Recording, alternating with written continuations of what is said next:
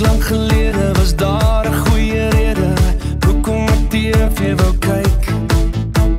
Sy was bitter oulik en as ek kon dan sou ek haar wou vra vir 'n date.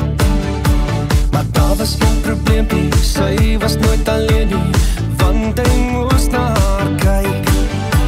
Peter was sy naam en al was sy bietjie skaam, het sy vir hom ook mooi gelyk.